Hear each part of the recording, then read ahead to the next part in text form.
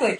But you know, I didn't really set out to house sit. I didn't sit down one day and say, okay, this is going to be my next 5-year plan. Yeah. This was, and most of the house sitters that I speak with also felt that way too. Yeah. It was like they just kind of, you know, somebody over here, a friend said, come stay and watch my dog while I'm gone for a month. And, you know, and then they found on the website the different places that you can join, like trustedhousesitters.com and so forth. But I think now that it's sort of out there, more people are sitting down and they're thinking, gee, how can I make this happen in my life? Mm-hmm. And for me, the moment when I really started thinking about my life differently was when I stopped looking at my house as an albatross and more as an asset. You know, it's a cute little beach bungalow in Santa Monica with a sky-high mortgage, yeah. unemployed, didn't really want to be doing what I'd been doing, didn't want to give up the house because it's the only asset I have. And once it's an asset, it's not an albatross. And I started thinking about the ways that I can make the house work for me instead of me working for the house.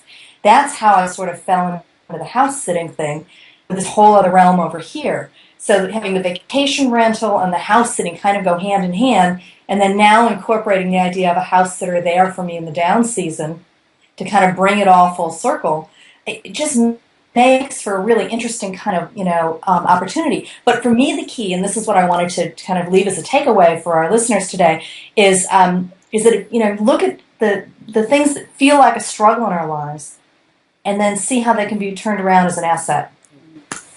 Very much so. And I think you really hit on it too, that for any homeowner that is watching this right now is really thinking about your home as an asset.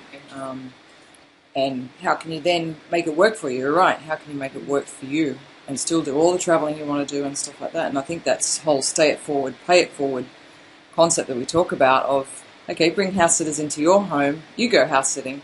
It's such a fantastic way of homeowners to actually experience the world as well. We spoke to a homeowner from France, actually, and she was the one who first sort of gave us the idea that we are actually a part of a shared economy.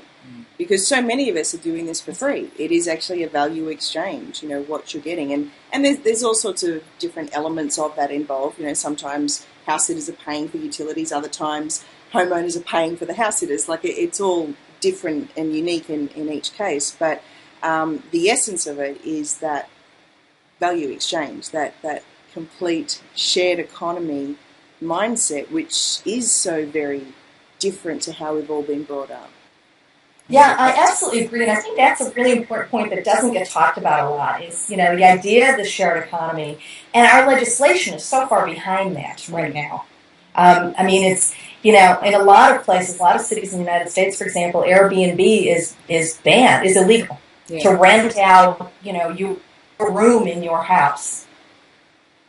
And they've made that as legal kind of activity, and so I think the laws just really haven't kind of caught up with what's happening with the shared economy. So, you know, I feel like I'm kind of a pioneer in a way, and an economic pioneer in that way. Yeah.